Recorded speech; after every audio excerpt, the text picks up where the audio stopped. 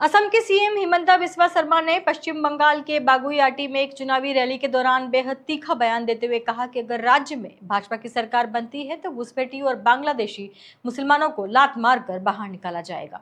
उन्होंने अपने संबोधन में यह भी कहा कि बांग्लादेश में हिंदुओं के साथ जो घटनाएं हुई हैं उन्हें भुलाया नहीं जा सकता और इसका जवाब आने वाले समय में जनता देगी। उनके इस बयान के बाद राजनीतिक माहौल और अधिक गर्मा गया है और विपक्षी दलों ने इस पर कड़ी प्रतिक्रिया दी है।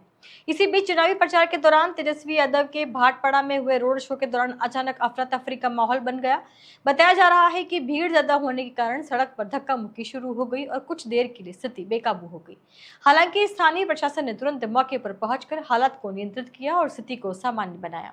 वहीं दूसरी ओर चुनावी सरगर्मी के बीच राहुल गांधी आज पश्चिम बंगाल में 3 बड़ी जनसभाओं को संबोधित करने वाले हैं। कांग्रेस इन रैलियों के जरिए राज्य में अपनी पकड़ मजबूत करने की कोशिश कर रही है। चुनावी बयानबाजी के बीच तृणमूल कांग्रेस और भारतीय जनता पार्टी के बीच सीटों को लेकर भी जुबानी जंग तेज हो गई है।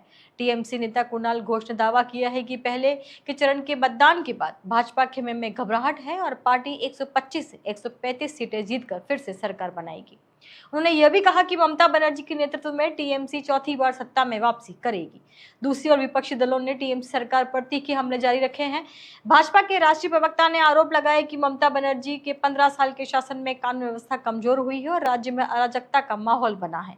उन्होंने हाल ही में हुई कुछ घटनाओं का जिक्र करते हुए राज्य सरकार की कार्यप्रणाली पर सवाल उठाए हैं। चुनाव आयोग ने भी पहले चरण की वोटिंग को लेकर बयान जारी किया और कहा है कि मतदान शांतिपूर्ण तरीके से संपन्न हुआ तथा किसी भी बूथ पर पुनर्मतदान की जरूरत नहीं पड़ी। साथ ही लापरवाही के चलते 5 पुलिस अधिकारियों को निलंबित किया गया है, जिससे प्रशासनिक स्तर पर सख्ती का संकेत मिला है।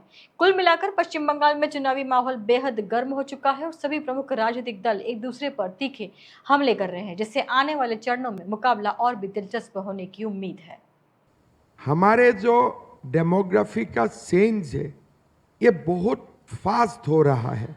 अगर आप लोग देखें तो असम में अभी लगभग 40% मुसलमान जनसंख्यिकी हो चुका है और 60% आज हिंदू का जनसंख्यिकी है।